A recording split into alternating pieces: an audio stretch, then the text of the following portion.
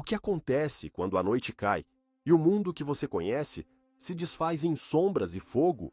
Para um jovem da tribo Hamar, no Vale do Omo, na Etiópia, a resposta está gravada em sua pele, em seus ossos, no terror que precede o amanhecer de sua nova vida. Ele não tem nome ainda, não um de verdade. Ele é apenas uma promessa, talvez uma silhueta trêmula contra as chamas da fogueira. A primeira noite não é sobre sono, é sobre despertar. Mas para despertar, primeiro é preciso quase morrer. Porque um ser humano se submeteria voluntariamente a um tormento que faria um soldado treinado recuar? A resposta é simples e aterrorizante. Porque a alternativa é não existir. Ser um fantasma em sua própria tribo, um homem criança para sempre. O ritual não pergunta se você está pronto. Ele arranca a infância de você com as próprias mãos. As costas do iniciado já estão marcadas, não com a glória de um guerreiro, mas com o açoite de seus próprios parentes. Cada golpe de vara, cada linha de sangue que escorre pela poeira é um teste de lealdade de suas irmãs e primas. Elas gritam, provocam os homens, os Masa, para que as açoitem com mais força, para que seu sangue prove o amor e o sacrifício que elas oferecem ao jovem prestes a se tornar homem. É uma dança de dor e devoção, um teatro de crueldade sagrada, onde o amor se expressa através de cicatrizes. A civilização nos ensina a evitar a dor, mas os rituais antigos sabiam que o verdadeiro ser humano nasce apenas dentro dela. O jovem observa, seu coração um tambor descontrolado.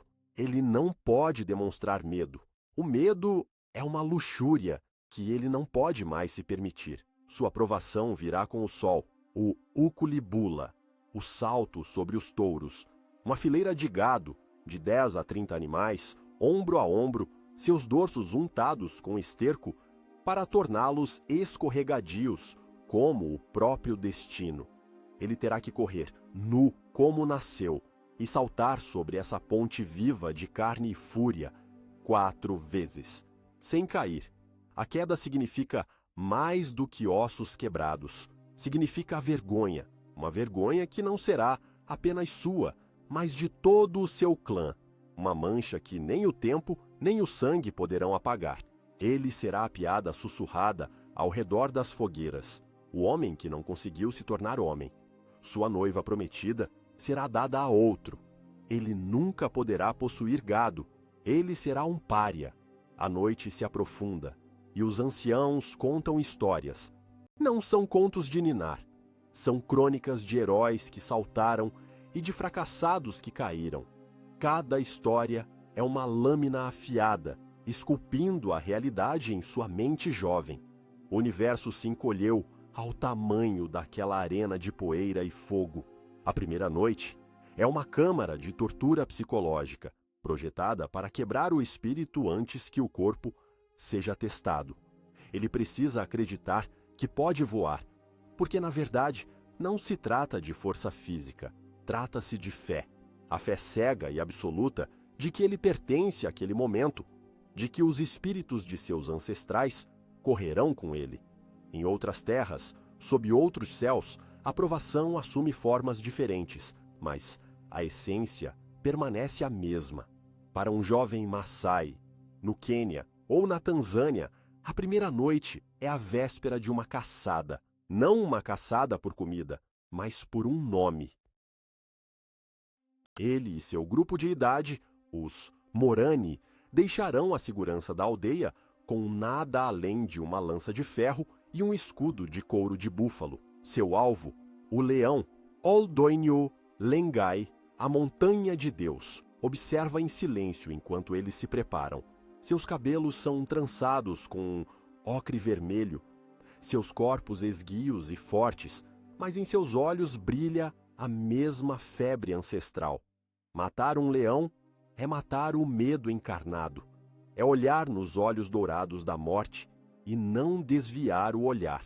A noite é passada em vigília, afiando as lanças e as mentes. O silêncio da savana é quebrado apenas pelo riso distante das hienas, como se zombassem de sua audácia mortal.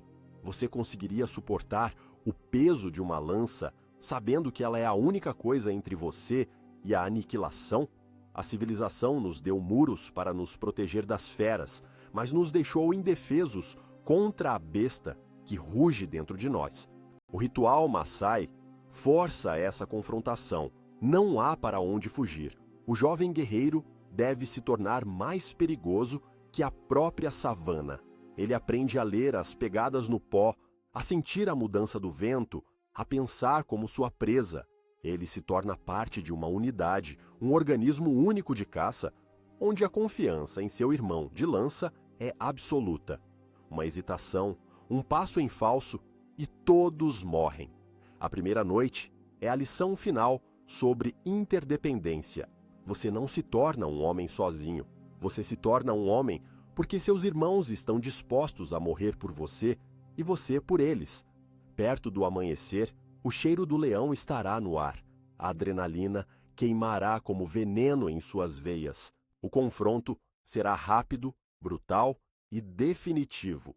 Ou eles retornarão com a juba do leão como um troféu, cantando as canções de glória, ou a savana os reclamará, e seus nomes serão esquecidos como se nunca tivessem existido. É uma aposta com a vida, onde o prêmio é a própria vida. A dor e o medo são as moedas com as quais a masculinidade é comprada neste mercado primal. Cada cultura desenvolveu sua própria tecnologia da alma, seu próprio método brutal para transformar matéria-prima humana em algo mais. Seja o salto sobre um touro ou a caça a um leão, o objetivo é o mesmo: forçar uma morte simbólica. O menino deve morrer para que o homem possa nascer. Esta noite, ao redor das fogueiras, centenas de meninos estão morrendo, sentindo o terror e a excitação de seu próprio fim. Eles estão no limiar. O mundo nunca mais será o mesmo para eles. O sol que nascerá amanhã não iluminará um playground, mas um campo de batalha e de responsabilidade. O peso do mundo está prestes a cair sobre seus ombros e eles devem estar prontos para suportá-lo. A dor é um cinzel e o corpo do iniciado é a pedra bruta a ser esculpida. Qual é a forma final que emergirá? Um guerreiro? Um fracassado? Um herói? Ou apenas mais uma cicatriz na longa e sangrenta história da humanidade? A primeira noite guarda o segredo, e ela nunca o revela antes do tempo. O teste de fogo queima a fraqueza, mas o que ele forja em seu lugar? Força genuína ou apenas uma máscara de brutalidade? Diga-nos se o verdadeiro poder nasce da coragem ou da crueldade. Escreva sua escolha nos comentários. O grito de triunfo do novo guerreiro ecoa pelas savanas, mas nas densas florestas da Serra Leoa, um silêncio diferente se prepara para ser quebrado, um silêncio guardado por mulheres na escuridão de uma cabana de reclusão. A escuridão da cabana, Bundu, para as meninas da tribo Mende, não é uma ausência de luz, mas uma presença. É uma entidade viva que respira, tecida com os segredos de gerações de mulheres.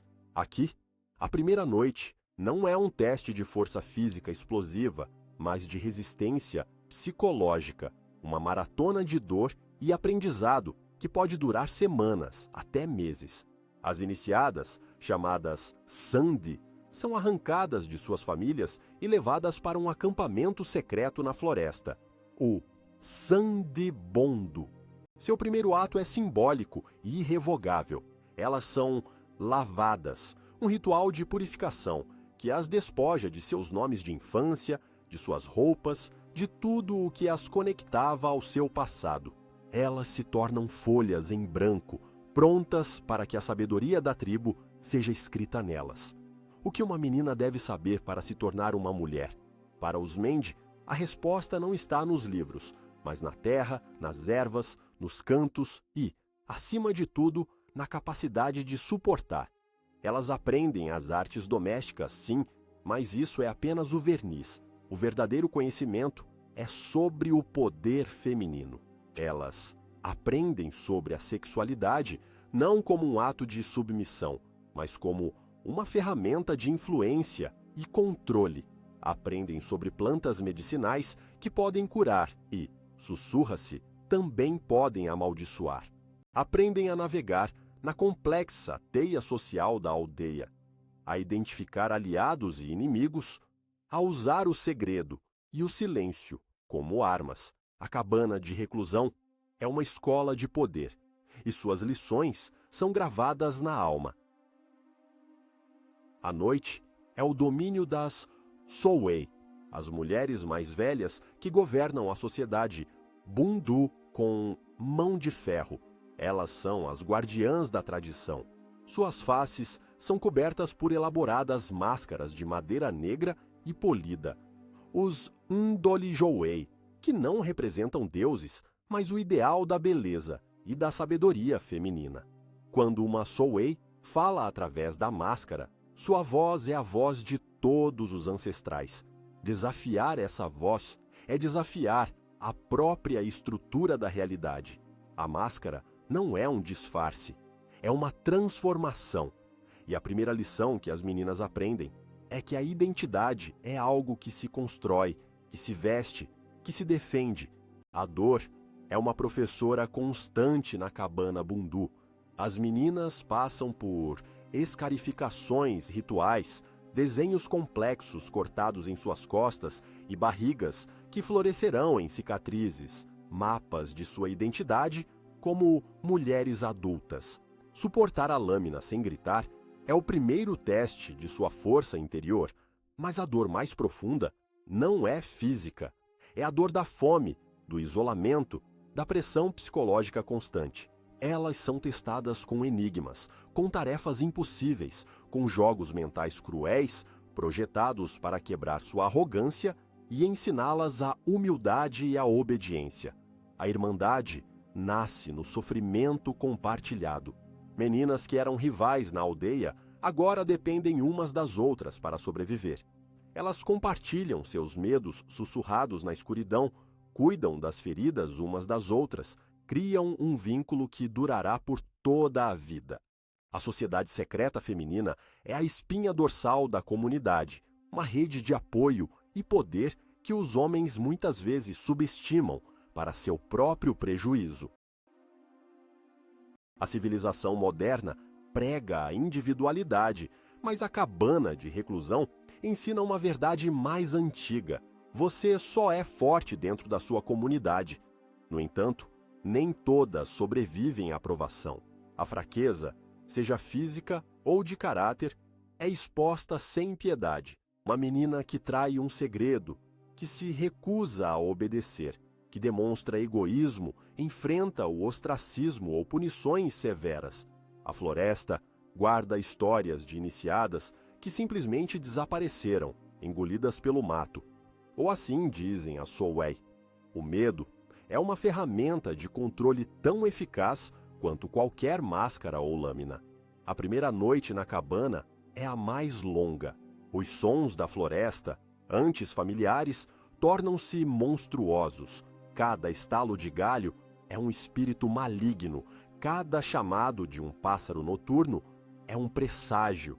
A solidão é absoluta, mesmo estando cercada por outras.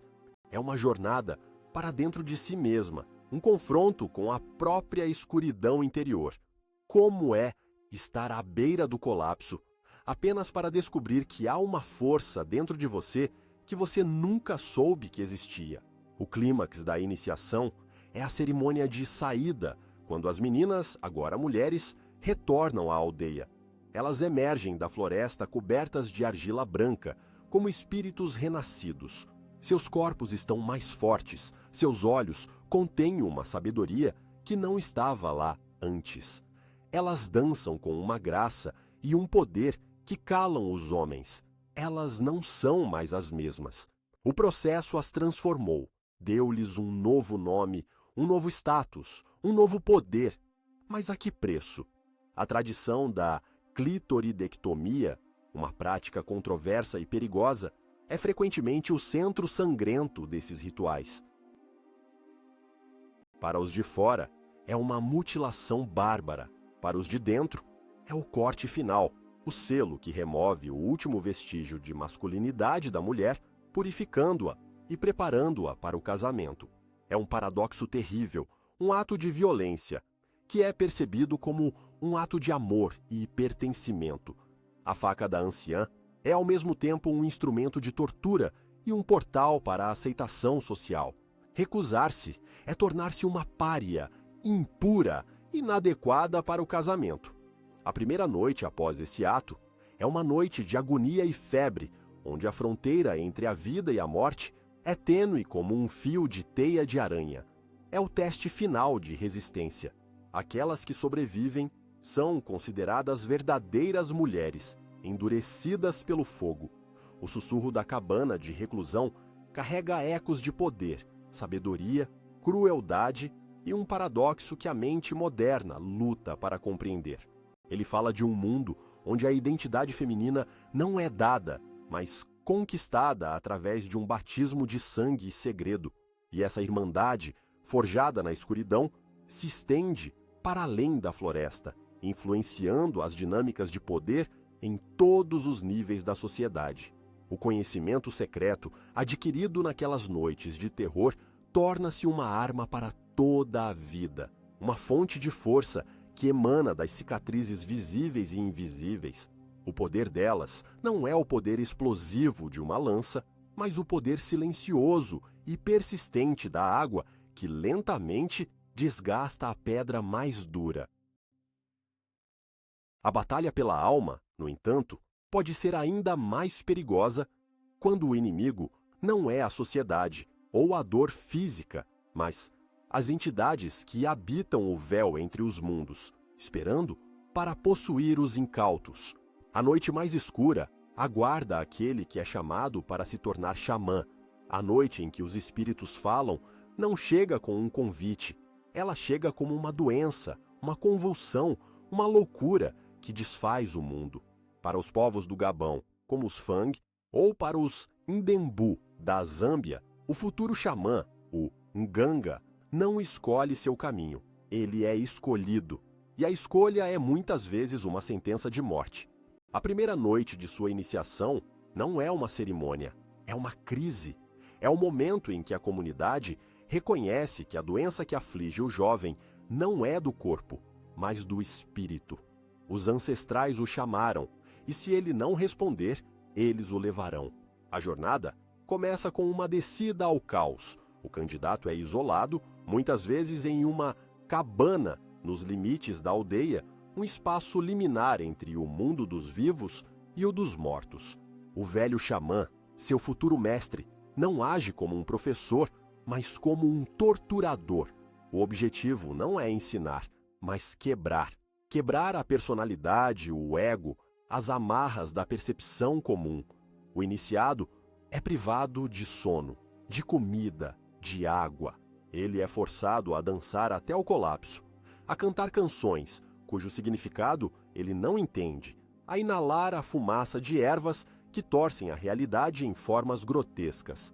A tortura física e mental é implacável, pois somente um vaso vazio pode ser preenchido pelo poder dos espíritos. O corpo deve ser purificado pela dor, a mente esvaziada pela exaustão. Somente então, no ponto mais baixo da existência humana, os portões do outro mundo podem se abrir. O momento crucial é a ingestão do iboga, uma raiz alucinógena poderosa considerada a madeira da árvore do conhecimento. Para os praticantes do Bwiti, a ingestão de iboga é uma viagem sem retorno. A dose é massiva, calculada para induzir uma experiência de quase morte. O corpo do iniciado fica paralisado, a respiração se torna superficial, o coração bate em um ritmo fantasmagórico. Para todos os efeitos, ele está morto. E é nesse estado de morte clínica que sua alma é liberada para viajar. Ele voa sobre a floresta, mergulha nas profundezas da terra, caminha entre os ancestrais e os deuses. Ele vê a criação do universo e o fim dos tempos. Ele confronta seus medos mais profundos, que se manifestam como demônios e monstros. Esta não é uma visão passiva, é uma batalha. Ele deve lutar contra essas entidades, dominá-las, arrancar delas o conhecimento secreto da cura, da profecia, da feitiçaria. Muitos não retornam dessa viagem. Seus corpos, deixados para trás na cabana, simplesmente param de funcionar. Ou pior, eles retornam loucos, suas mentes estilhaçadas pela magnificência e pelo terror do que viram, tornando-se zumbis balbuciantes que assombram a aldeia. A primeira noite do xamã é uma roleta russa espiritual. O velho Nganga vigia o corpo imóvel, cantando para guiar a alma do viajante, para protegê-lo dos predadores do mundo espiritual. É um duelo de vontades, travado através das dimensões. Se o mestre for fraco, ou se o noviço tiver uma falha em seu caráter, um espírito maligno pode aproveitar a oportunidade para invadir o corpo vazio. A possessão não é um mito aqui, é um risco ocupacional. A história de um jovem que se torna um espectro, um corpo habitado por uma entidade faminta e malévola, é contada em sussurros para assustar as crianças. A luta pelo controle da própria consciência é a provação final. O iniciado, ao retornar de sua jornada, não retorna sozinho. Ele traz consigo os espíritos que conseguiu dominar. Eles viverão dentro dele, falarão através dele. O processo de integração é longo e perigoso. Ele deve aprender a distinguir sua própria voz da voz dos espíritos, a controlar suas manifestações, a usar seu poder sem ser consumido por ele. A primeira noite após seu renascimento é um pandemônio interior. As vozes gritam em sua cabeça, visões o assaltam a cada momento. Seu corpo é sacudido por espasmos, enquanto os espíritos lutam por domínio. Ele está à beira da insanidade permanente. Somente a orientação do velho xamã e uma força de vontade sobre-humana podem trazer ordem a esse caos. A loucura, para o mundo moderno, é o fim do caminho. Para o xamã, é apenas o portão de entrada. Ele aprende a dançar no fio da navalha entre os mundos, a ser uma ponte entre a humanidade e o divino. Ele se torna um curandeiro porque conheceu a anatomia da própria alma. Ele pode prever o futuro porque viu o tempo se desenrolar como um pergaminho. Ele pode combater feiticeiros porque lutou contra demônios que fariam um feiticeiro fugir gritando. Seu poder nasce de sua ferida, de sua morte e ressurreição. Ele pagou com sua sanidade pelo direito de curar a loucura dos outros. A cerimônia final de sua iniciação é uma demonstração pública de seu poder. Ele dança, entra em transe e os espíritos se manifestam. Ele realiza curas impossíveis, revela segredos ocultos, profetiza eventos futuros. A tribo, que antes o via como um pária doente, agora o reverencia com temor. Ele se tornou algo mais do que humano. Mas a noite nunca o abandona completamente. Ele sempre ouvirá os sussurros do outro lado. Ele sempre sentirá a atração do abismo. A primeira noite de sua iniciação não termina nunca. Ela se estende por toda a sua vida. Uma vigília constante contra as forças que ele comanda e que ameaçam devorá-lo.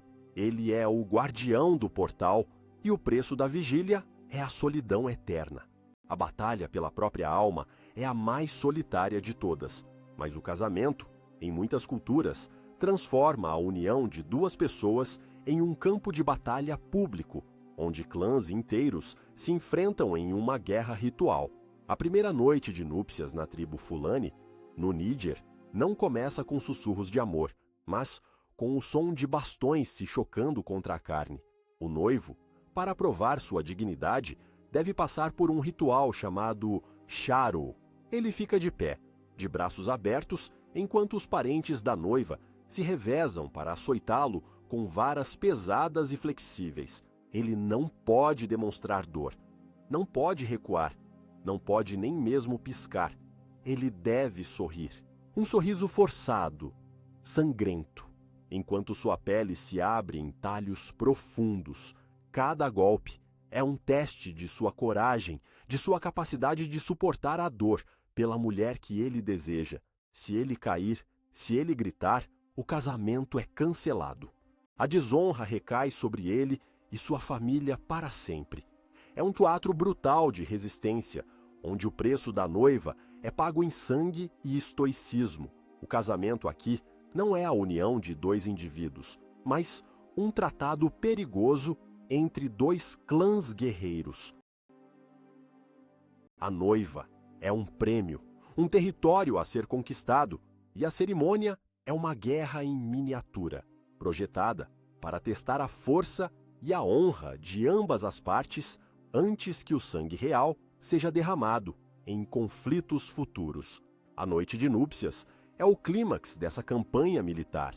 Em algumas culturas, como entre os Bena da Tanzânia, a conquista da noiva é literal. O noivo e seus amigos devem realizar um rapto ritual.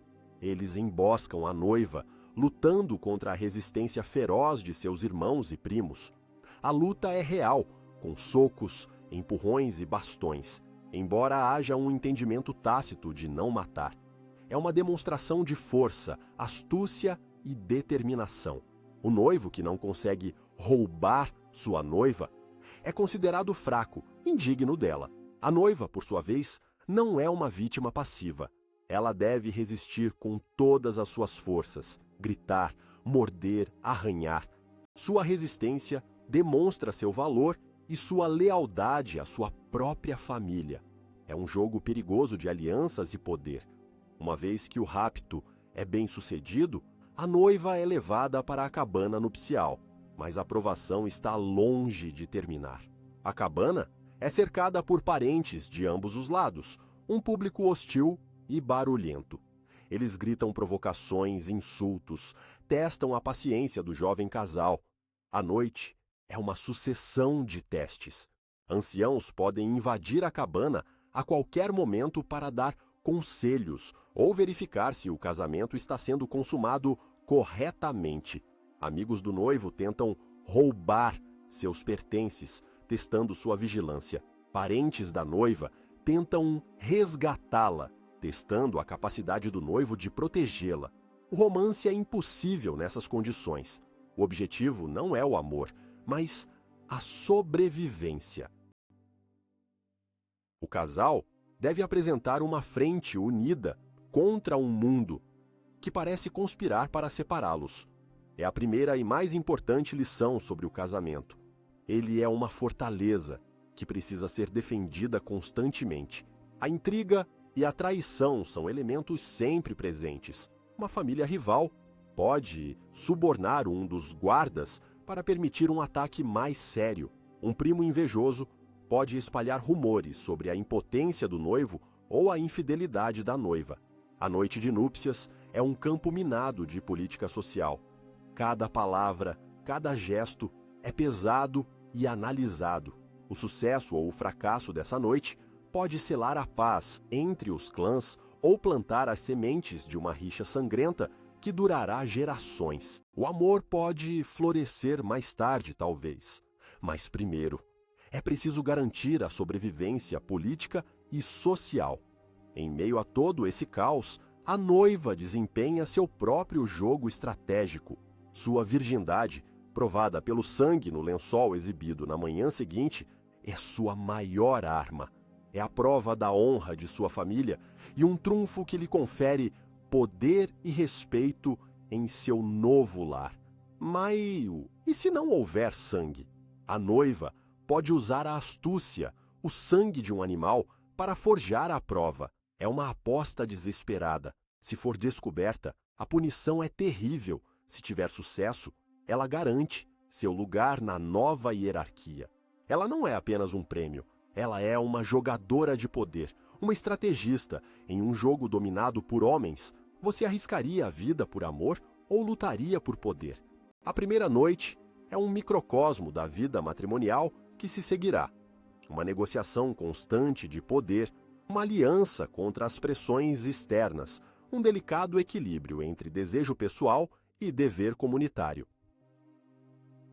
É a transição final da fantasia individualista do amor para a dura realidade da responsabilidade coletiva. A cabana nupcial não é um santuário, mas uma fronteira, uma zona de conflito, onde um novo poder, a família, é forjado no fogo da aprovação social. E essa nova unidade deve estar forte, pois um novo tipo de guerra estava prestes a chegar às suas terras, uma guerra que não visava roubar uma noiva, mas a própria alma do continente. O barulho das celebrações de casamento ainda não havia silenciado quando foi abafado pelo som distante, mas cada vez mais próximo, das botas dos soldados europeus marchando sobre a terra africana. O ritual mais sagrado se tornou um ato de rebelião. A escolha é entre a segurança de uma vida sem alma e a glória de uma morte com significado. Qual caminho você trilharia? O da submissão ou o da rebeldia? Sua resposta pertence aos comentários. As cicatrizes do Império foram cortadas profundamente na pele da África, e talvez nenhuma ferida tenha sido mais dolorosa do que o ataque deliberado às tradições de iniciação. Para o administrador colonial, o missionário e o soldado, esses rituais não eram apenas costumes bárbaros, eram a argamassa que mantinha a sociedade africana unida, a forja que transformava meninos em guerreiros orgulhosos e meninas em guardiãs da Dazuyu, cultura.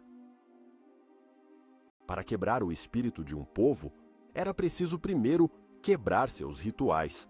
A proibição veio com a arrogância da certeza moral. Em nome da civilização e do progresso, os ritos de passagem foram declarados ilegais. Eram vistos como mutilação, tortura e um obstáculo à assimilação dos nativos aos valores europeus. Patrulhas de tropas coloniais, os ascaris, invadiam os bosques sagrados, dispersando as cerimônias com violência, prendendo os anciãos e chicoteando os iniciados. A primeira noite, antes um momento de terror sagrado, tornou-se uma noite de pavor profano, a noite em que se podia ser caçado não por um leão, mas por homens com rifles. A reação foi imediata e sangrenta. A proibição não foi vista como um ato de benevolência, mas como o insulto final, uma castração cultural. A tentativa de destruir os rituais não os eliminou. Ela os empurrou para a clandestinidade, transformando-os em atos de resistência política. A iniciação tornou-se um juramento de lealdade não apenas à tribo, mas à luta contra o invasor branco.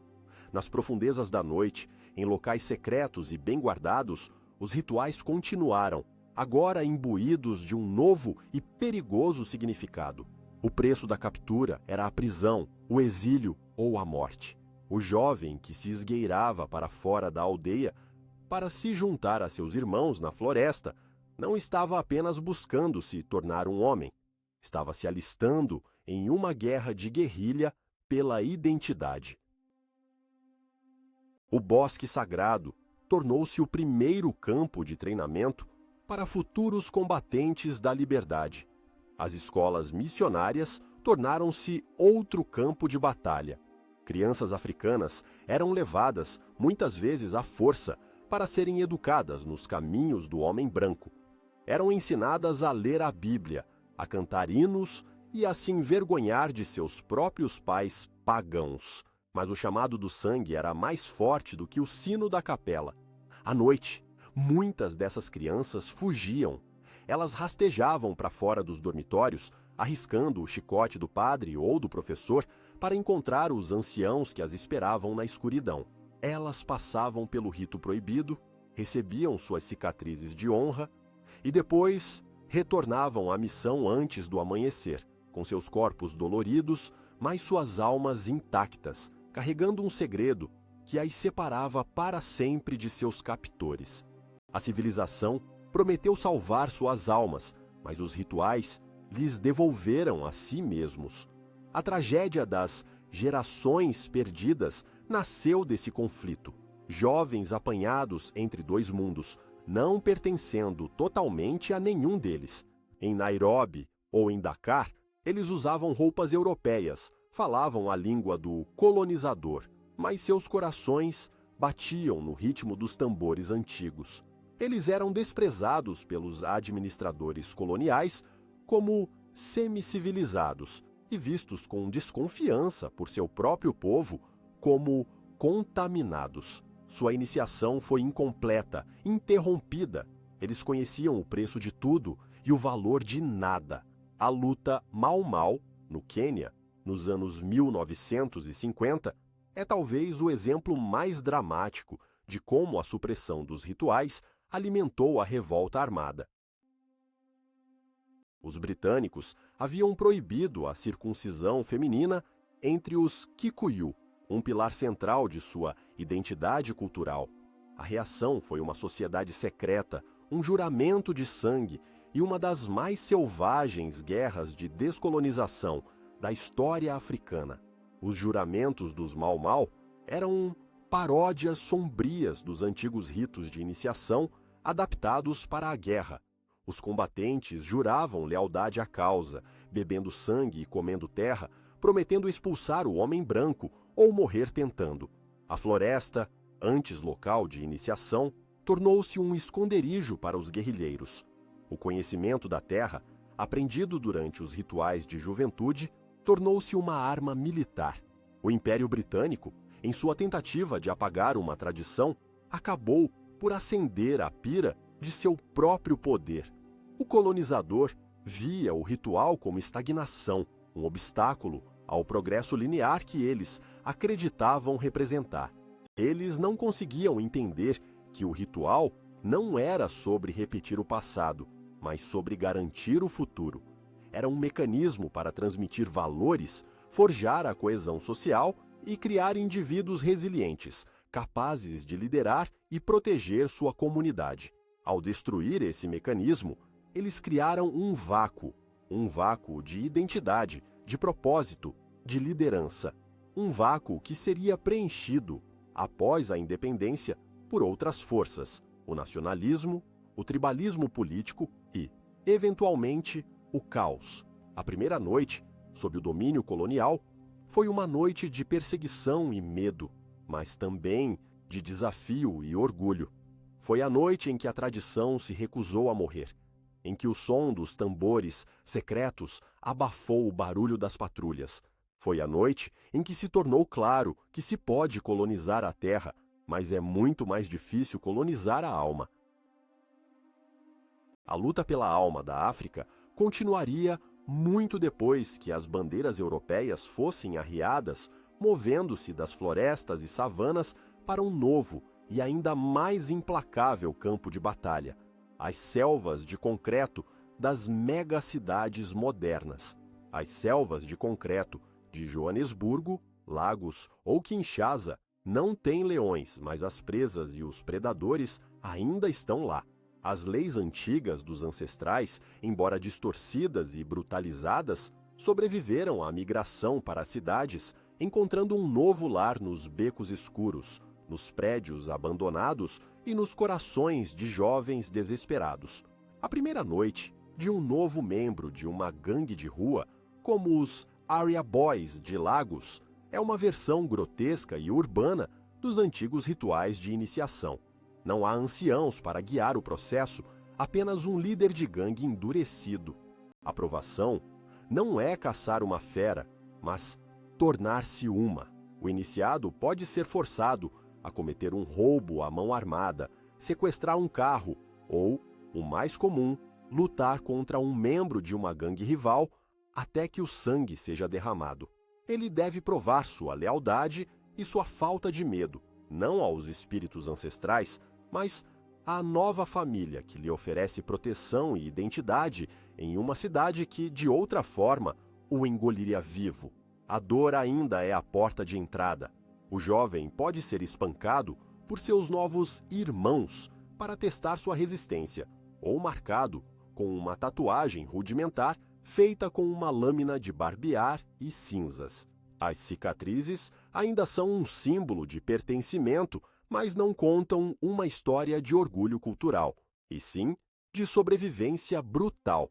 O ritual, despojado de seu contexto sagrado e comunitário, torna-se apenas um mecanismo de poder e controle.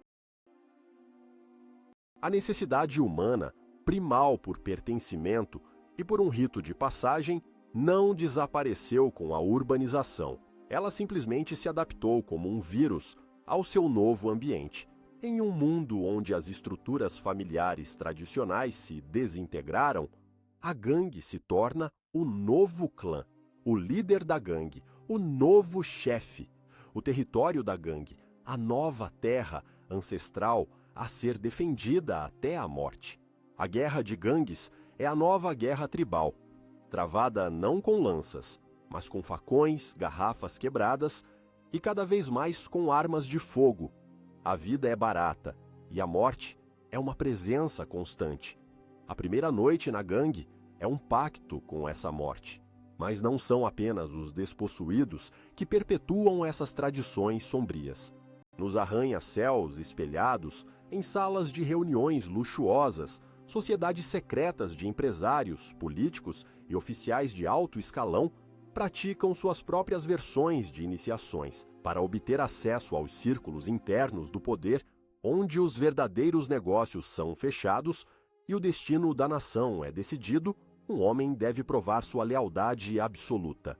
Os rituais são sofisticados, mas não menos brutais. Eles podem envolver juramentos de sangue, humilhação ritual ou a participação em atos de corrupção que os vinculam para sempre ao grupo. O segredo é a moeda do poder. Aquele que passa pela iniciação ganha acesso a uma rede de influência e riqueza inimaginável.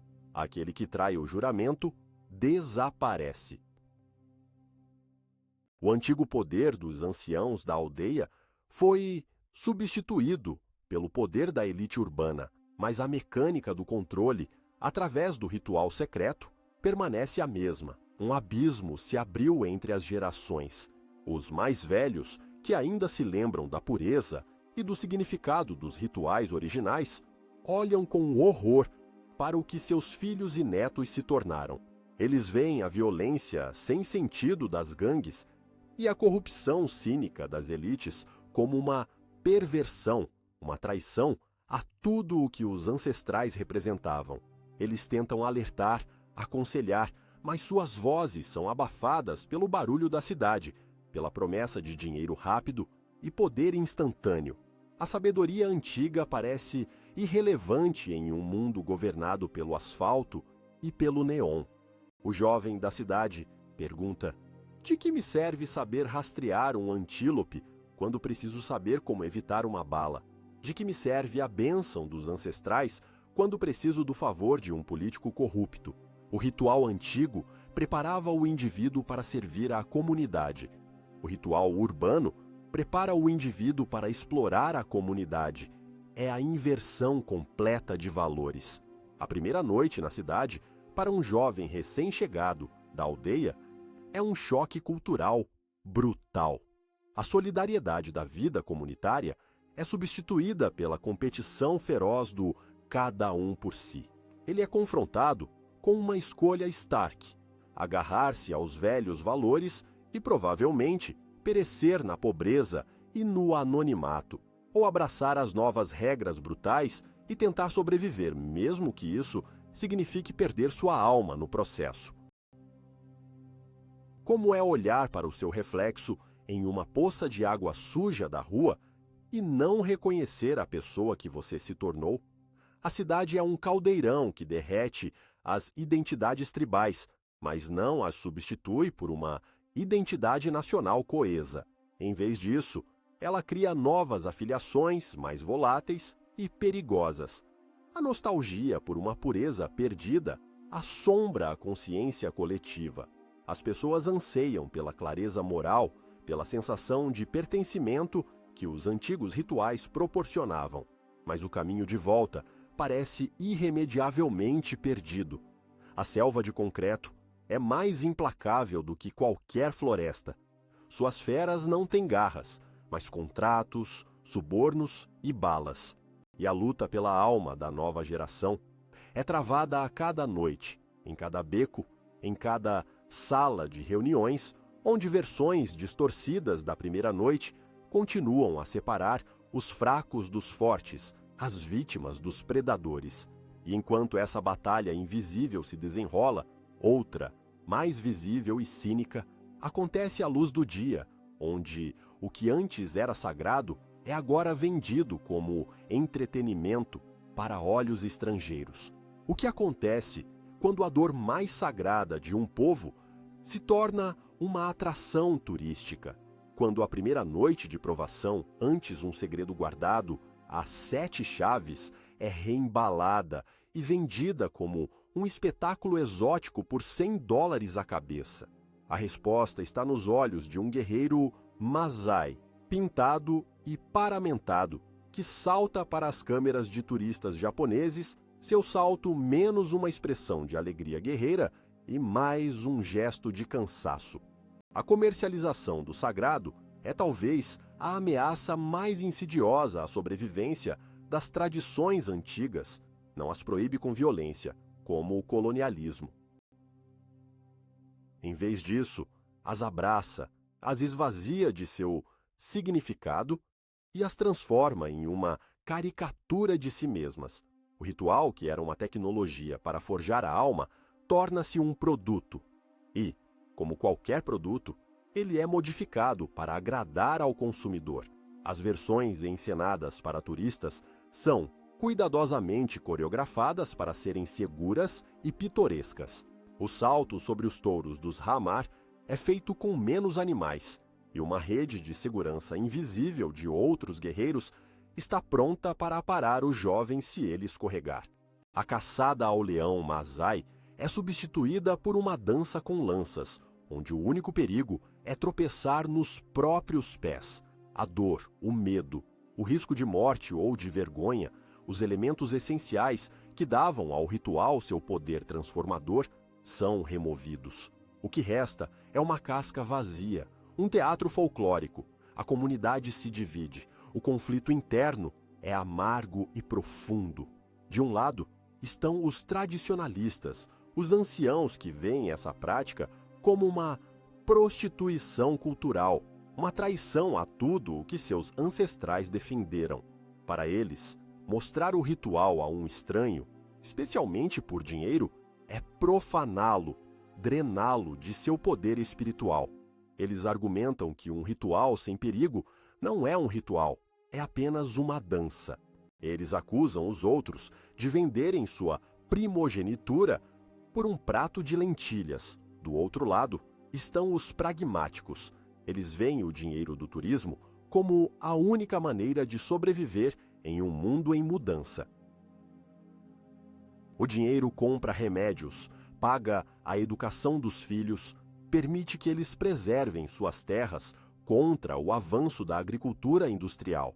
Eles argumentam que é melhor mostrar uma versão diluída de sua cultura do que não ter cultura nenhuma. Nossos filhos não querem mais ser guerreiros, diz um deles. Eles querem ter celulares. Se essa dança para turistas nos permite comprar celulares e manter os meninos na aldeia, qual é o mal? É um dilema sem solução fácil.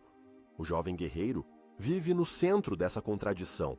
Durante o dia, ele sorri para as câmeras, representa seu papel no espetáculo, vende pulseiras de contas para mulheres europeias. Ele é um ator em um safari humano.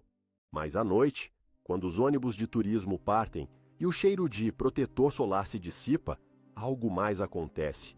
Em segredo, longe dos olhos curiosos, ele e seus irmãos de idade se reúnem para passar pelo ritual real.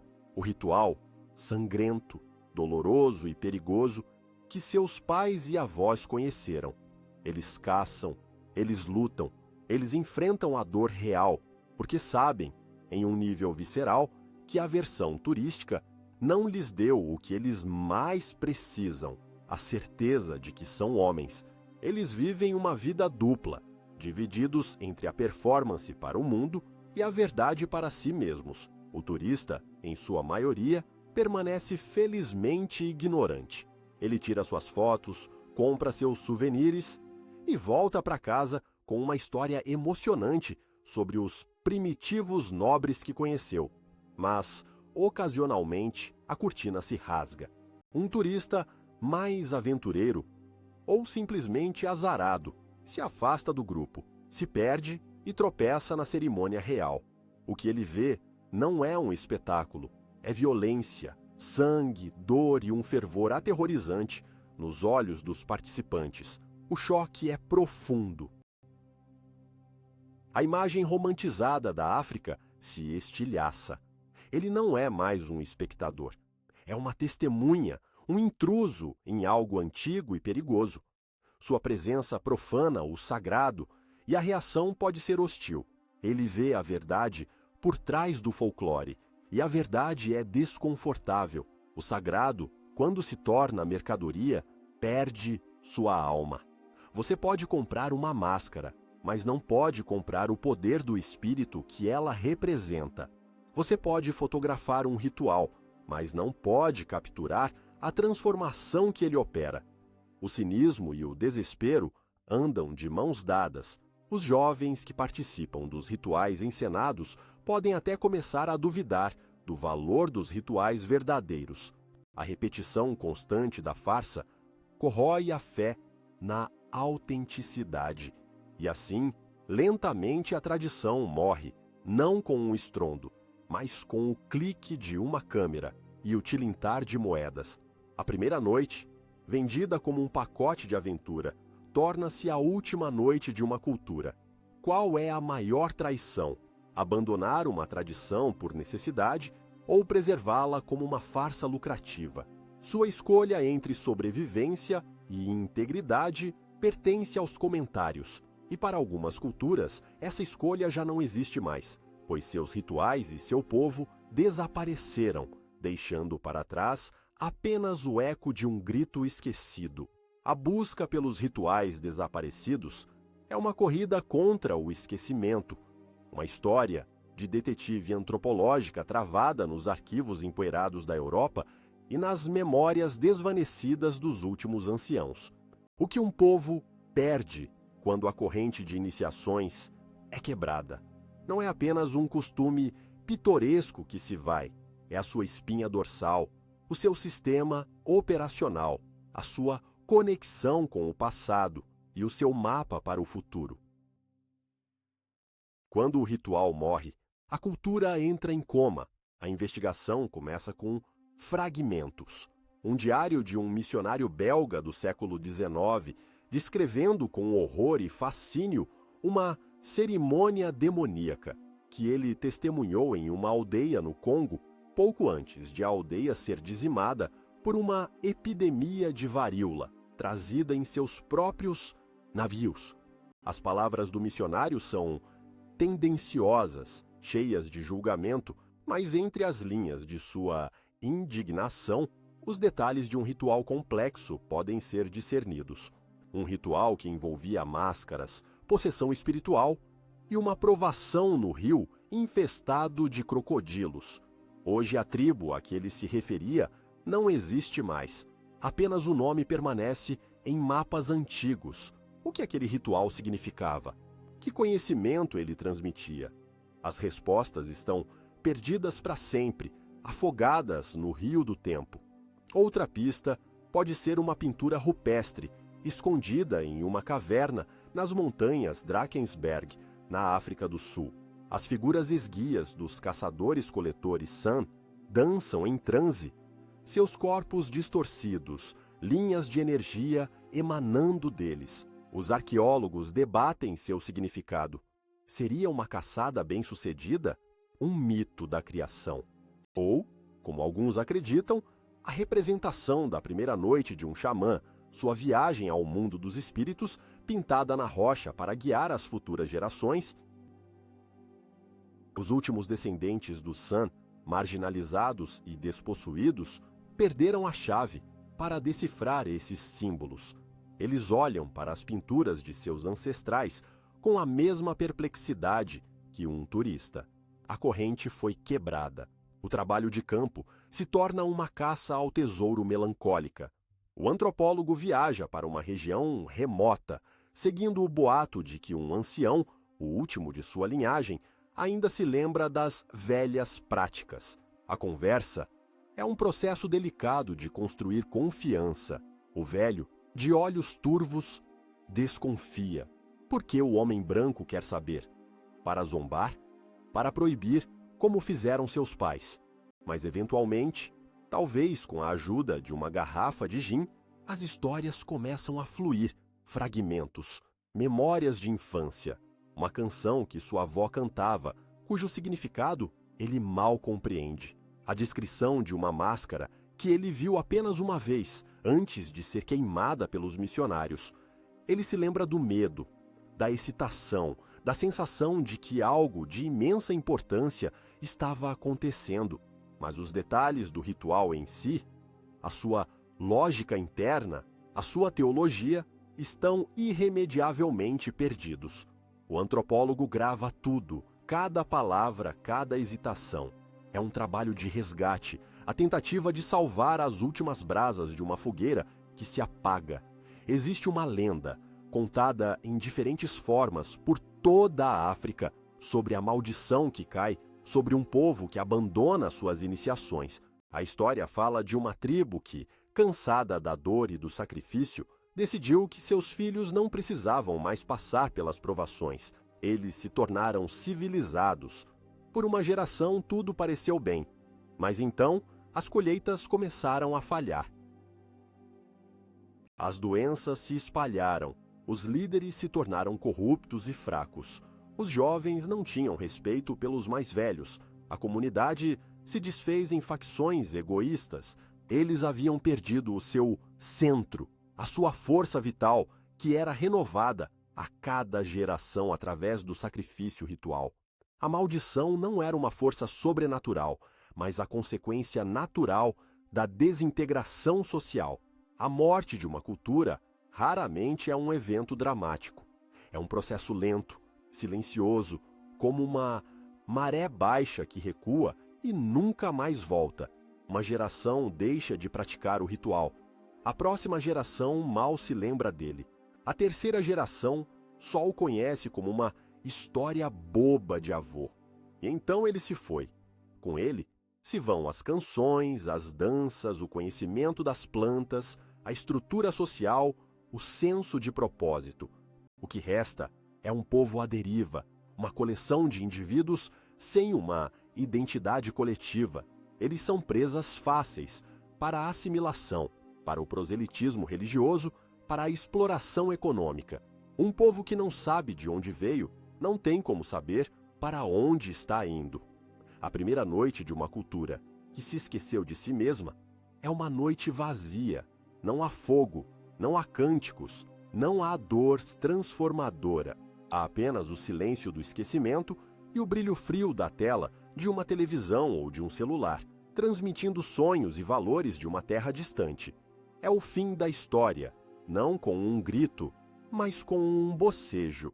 E, no entanto, em meio a essa melancolia, surgem movimentos inesperados e perigosos, tentativas de ressuscitar os mortos, de reconstruir o que foi destruído, de reacender o fogo antigo com as ferramentas do mundo moderno. Uma busca desesperada pelas raízes, mesmo que essas raízes estejam enterradas em um solo de dor. O voo de Paris para Abidjan está cheio de jovens marfinenses retornando para casa nas férias. Eles são a elite da diáspora, estudantes da Sorbonne, engenheiros, artistas. Eles vestem roupas de grife, falam francês sem sotaque e carregam os mais recentes smartphones. Mas por baixo da fachada de sucesso e assimilação, há uma inquietação, um sentimento de desconexão, uma fome por algo que a modernidade ocidental não conseguiu lhes dar. Eles são os filhos e netos da geração que abandonou os rituais e sentem o vazio que isso deixou. A ideia nasce em um café parisiense. Eles retornarão à aldeia de seus ancestrais e passarão pela iniciação. Não uma versão turística, mas a coisa real. Eles pesquisam em livros de antropologia, leem as notas de campo de pesquisadores europeus mortos há muito tempo, tentando reconstruir, como um quebra-cabeça, o ritual que seus próprios avós tentaram esquecer. É um ato de rebelião romântica, uma tentativa desesperada de reivindicar uma identidade que lhes foi negada. A chegada à aldeia é um choque. Os parentes que ficaram para trás os recebem com uma mistura de orgulho por seu sucesso no exterior e uma profunda desconfiança de seus motivos. Vocês querem brincar de ser africanos por um verão? Pergunta um tio, com um olhar cético. Vocês acham que a tradição é um traje que se pode vestir e tirar? A aldeia, em si, é uma decepção. A floresta sagrada foi em grande parte derrubada para dar lugar a plantações de cacau.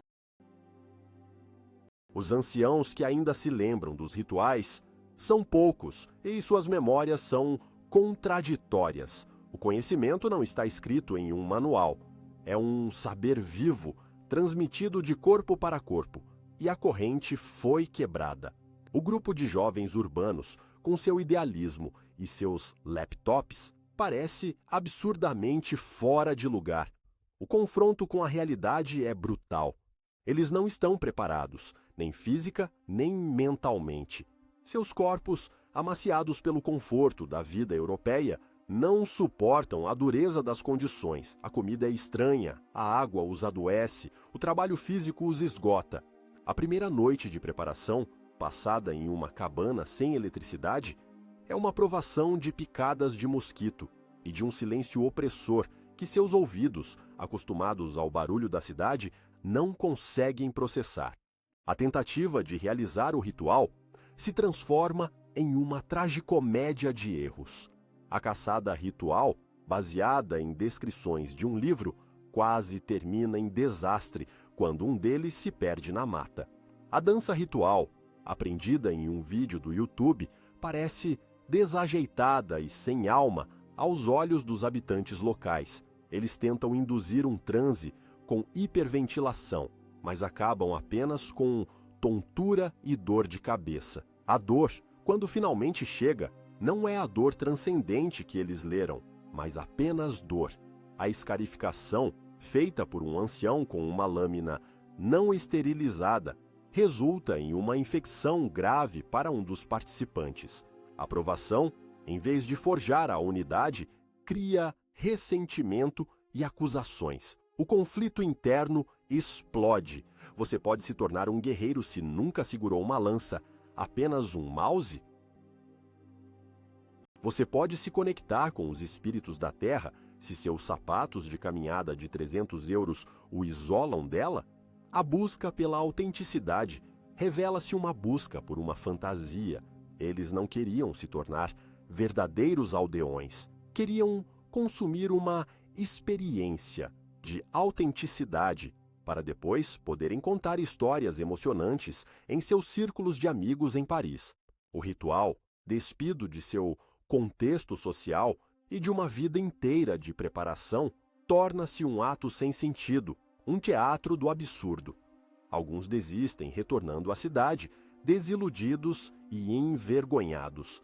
Outros persistem, impulsionados por uma teimosia ou por uma necessidade mais profunda. E para estes poucos, algo inesperado acontece. Ao falharem em recriar o passado, eles começam a criar algo novo. Eles param de tentar imitar o que está nos livros e começam a ouvir a terra, os anciãos e a si mesmos. Eles inventam novos rituais que misturam elementos antigos com sua realidade moderna. Em vez de caçar um animal, eles podem passar 3 dias sozinhos na floresta, jejuando e meditando. Em vez de uma escarificação, Eles podem criar uma obra de arte coletiva que represente sua jornada. O processo é confuso, doloroso e imperfeito, mas é deles. Eles não estão reconstruindo o passado, mas construindo uma ponte para ele. A primeira noite de seu novo ritual auto-inventado não os transforma em guerreiros do século XIII, mas os transforma em algo diferente. Ela lhes dá um senso de comunidade, uma conexão mais profunda com sua história e, o mais importante, uma compreensão humilde da distância que os separa de seus ancestrais. Eles retornam à Europa não como africanos autênticos, mas como pessoas mais complexas, mais conscientes da fratura em suas próprias almas. A busca por raízes não os levou aí a um passado imutável, mas a uma nova e desafiadora questão sobre o futuro. E essa questão não é apenas deles, é a questão que assombra toda a humanidade na era da globalização. A última noite se aproxima, não a noite de um indivíduo, mas talvez a noite de uma certa forma de ser humano. Os rituais de iniciação, com sua dor primal, seus segredos e sua sabedoria brutal, estão desaparecendo. Diante do avanço implacável da globalização, que promete um mundo unificado, conectado e confortável, essas tradições parecem relíquias de um passado que não tem mais lugar. A batalha final, pela alma da tradição, é travada em corredores de escritórios com ar-condicionado em Genebra e Nova York. A Organização das Nações Unidas e dezenas de organizações não governamentais lutam uma guerra justa contra práticas que eles definem como mutilação genital feminina, abuso infantil e violência bárbara. De uma perspectiva dos direitos humanos universais, sua posição é inatacável. Como se pode defender o direito de cortar uma menina ou de açoitar um menino em nome da cultura? No entanto, no terreno a resposta é mais complexa. As comunidades que praticam esses rituais não se veem como abusadoras de crianças. Elas se veem como guardiãs de uma ordem sagrada, cumprindo um dever para com seus ancestrais e garantindo a sobrevivência de sua identidade. Quando os ativistas chegam com seus panfletos e suas leis, eles não são vistos como libertadores, mas como uma nova onda de missionários, impondo uma moralidade estrangeira, continuando o trabalho do colonizador com uma retórica diferente. Vocês nos tiraram nossos deuses, diz um ancião, e agora querem nos tirar nossos corpos. É um choque de cosmovisões, um diálogo de surdos entre o universalismo dos direitos humanos e o particularismo da identidade cultural. Cientistas e antropólogos correm contra o tempo para documentar os últimos rituais autênticos. Eles sabem que estão registrando os últimos suspiros de um mundo. A história do último xamã, da tribo Xus, é uma tragédia que se repete em todo o continente. Ele morre velho, levando consigo um conhecimento acumulado ao longo de milhares de anos. Ele tentou ensinar os jovens, mas eles não estavam interessados. Eles foram para a cidade em busca de empregos, de modernidade, de um futuro que não envolvia falar com os espíritos. Quando a sabedoria de uma cultura reside na mente de uma única pessoa, sua morte é o equivalente a uma biblioteca inteira queimando. Os rituais estão desaparecendo, mas a necessidade humana por eles permanece. O que está tomando seu lugar? O vazio é preenchido por novas formas, globais e digitais, de iniciação. A primeira noite de um adolescente, hoje, pode ser passada não em uma floresta, mas em frente a uma tela. A aprovação pode ser atingir um nível alto em um videogame, ganhar um certo número de seguidores nas redes sociais ou sobreviver a uma campanha de cyberbullying. São esses os novos ritos de passagem. Eles ensinam resiliência, coragem, responsabilidade comunitária ou ensinam narcisismo, gratificação instantânea e uma forma de crueldade desincorporada, onde se pode destruir a reputação de alguém com um clique. A civilização nos prometeu conforto e segurança em troca de nossa dor primal. Foi uma boa troca? Talvez tenhamos nos livrado da brutalidade do ritual, mas também perdemos sua sabedoria, a sabedoria de que o crescimento é impossível sem dor, de que a identidade é forjada, não herdada, de que a comunidade exige sacrifício. Estamos criando gerações de pessoas que nunca foram verdadeiramente testadas, que nunca tiveram que enfrentar um medo real, que nunca sentiram o triunfo de superar uma provação que quase as quebrou. Estamos nos tornando mais fracos, mais frágeis, mais desconectados uns dos outros e de nós mesmos. A primeira noite nas tribos africanas era um espelho brutal, que forçava um jovem a confrontar sua própria mortalidade, sua fraqueza e sua capacidade de transcendência. Era um ponto sem retorno, o momento em que a infância morria e a vida adulta, com todo o seu peso e glória, começava. Talvez a questão final não seja se esses rituais específicos devem sobreviver, mas o que faremos com o espelho? Nós o quebramos com medo da imagem que ele refletia?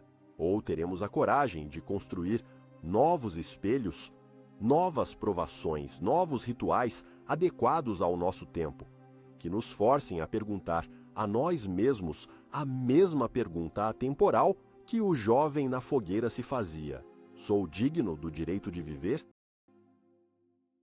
O mundo moderno oferece um caminho de conforto e esquecimento, enquanto as tradições antigas insistem que a verdadeira identidade só pode ser comprada com a moeda da dor e da memória. Esta é a encruzilhada da humanidade. Diga-nos, para o futuro que estamos construindo, qual legado você escolheria? A perfeição de uma identidade artificial ou a beleza imperfeita de uma alma conquistada? Deixe sua escolha nos comentários. Sua voz ecoa no futuro.